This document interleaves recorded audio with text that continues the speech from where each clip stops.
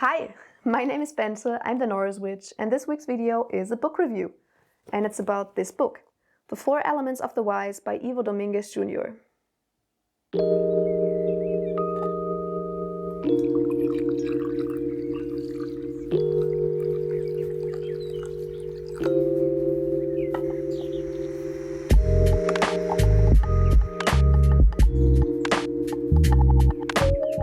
Some of you may remember I think it was a favorites video where I mentioned this book and that it was one of my favorites that month. I think that could have even been my first favorites video. So it has been quite some time, but I finally managed to finish the book and now I can finally review it, because in that favorites video I asked you whether you'd like a book review on that book. And a lot of you said that you would enjoy that. So that's what we'll do today. As you might have guessed from the title of the book, it's a book about the elements. And that is the first thing that I really like about this book. It's a whole book and it's just about the elements. Most of the times you will find the elements more in like one little topic in a general witchcraft or Wicca book. And most of the time it's just like that.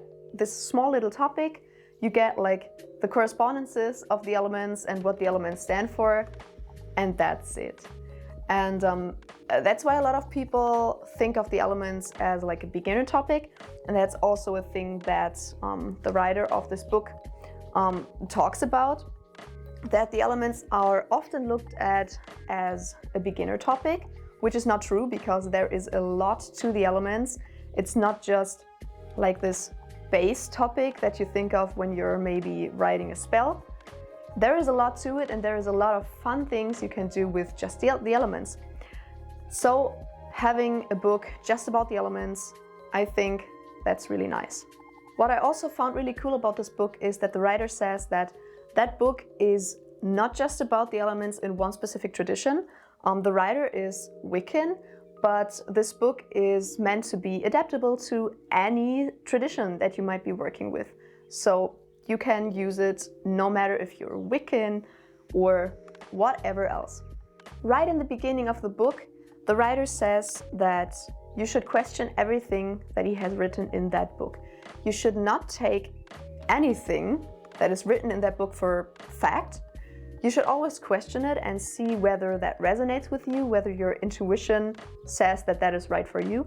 And you should make your own experiences with the elements and see whether they align with the things that are written in the book or not. And if they don't, then you should work with your own experiences and not, everything that's written in the book. I think that is really good, because especially when it comes to topics like the elements, I think that correspondences and just personal experiences, they differ a lot from person to person. Let's just only think of maybe color correspondences.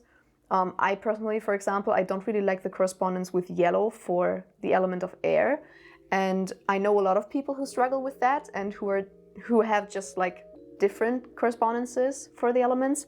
So as a writer of a book, saying that the reader should question your book and what you have written in the book, I think that's really cool, and it just completely makes sense. Another thing that I really liked about the beginning of the book was that one of the first things in the book is an exercise where you're supposed to experience the elements for yourself. You're supposed to sit down with one of the elements and try to figure out what the energy feels like for you, just what maybe imagery comes up. You're supposed to make your own experiences with it. And I think that completely makes sense, because a lot of the times if you think about a new topic and you read about it or you watch a video about it or anything, you get a lot of information about the topic, and then when you try to experience it for yourself, your own experience may be altered because of all the info that you already have about the topic. And if you make your own experiences first and afterwards you read about it or watch a video about it or anything like that, you just make sure that you see first what really speaks to you, what really works for you, and afterwards you can see what other people think about the topic. So I think having that exercise in the beginning of the book, and especially in combination with saying that you should question everything that's in the book, I think that was great. But yeah, I think that was one of the only exercises in the book, and I kind of would have liked more exercises. When I started reading this book, I was kind of wondering whether I would learn something new, because I've worked with the elements for a long time now, and I felt like I had a really good feeling for the energies, and I knew what correspondences I associate with the elements, etc., etc. So I was going into this wondering, like, will I learn something new, or will this just be another like Wiccan approach to the elements that I have read like 1,000 times in other books? But I learned a lot, because one, the writer really goes in depth about like the correspondences and how the elements work and everything like that. It's a little bit like even scientific, I would say. So I learned a lot about that, even about correspondences and how the elements work, stuff that I hadn't known before. And also there are a lot of different ideas and approaches and concepts around the element that I have never heard of before, and that I probably wouldn't have read about anywhere, because, for example, there is information about the Kabbalah in the book, and the Kabbalah isn't really something that I'm interested in, so I wouldn't have heard about that from any other source, because I'm not reading books about the Kabbalah. So that was also really cool. Also, as I said, these concepts and ideas are explained thoroughly. They are explained really in depth and really well, and the writer uses a lot of metaphors to explain ideas and concepts, and as a non-native English speaker, that really helped me to understand the concepts and the ideas, so I thought that was really, really helpful. Like, in general, I just really like when concepts and ideas and maybe correspondences aren't just stated. When a book not just says like, the correspondences of the element air are this and this and this, period. But when it's explained, when someone explains, why does it work this way? Why are these correspondences that way? Why does this concept apply to this element? I think, especially for beginners, that is really valuable, because if you haven't worked with the elements that much yet, I think that book is a great source for the beginning. There's also a brief history of the elements in that book, like where they came from and who developed the idea of the 4 elements. And I think that is really cool, because I haven't really seen that in a lot of other books yet.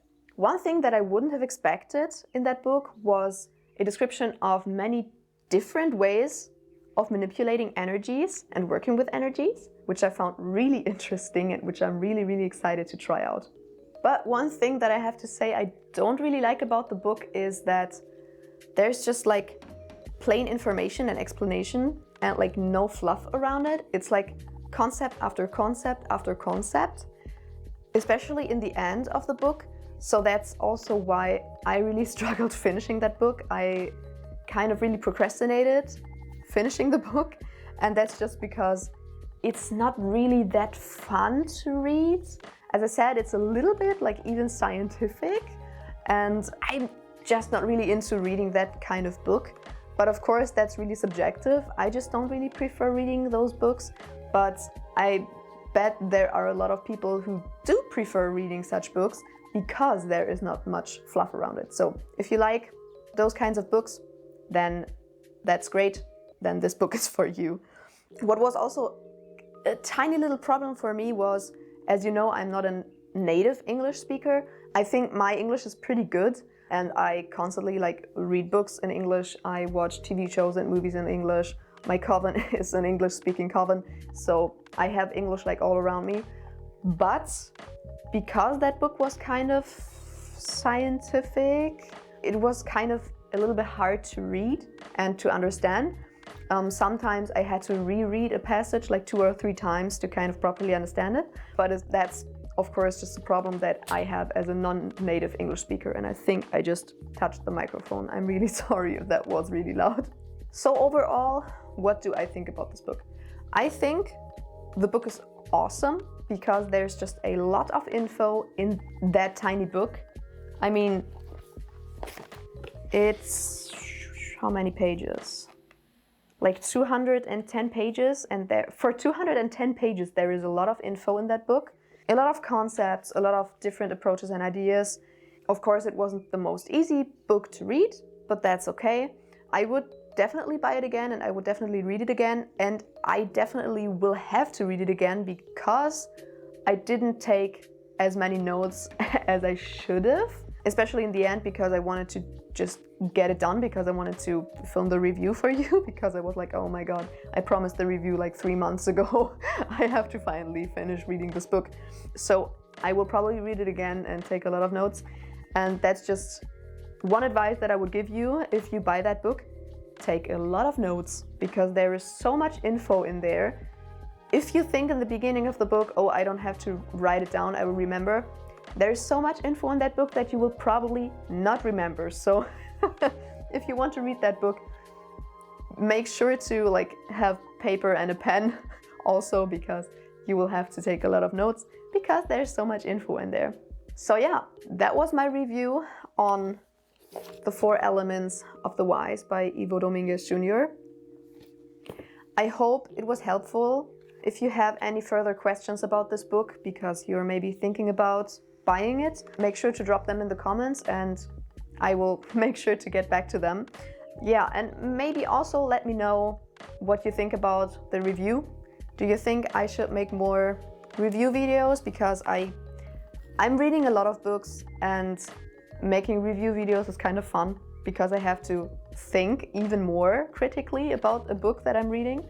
So I think that's good for me and also good for you. So if you'd like to see more review videos, then also tell me in the comments. As always, I hope you enjoyed the video. If you did, make sure to subscribe and give a thumbs up, and maybe follow me on Instagram, and I will see you in the next video. Bye!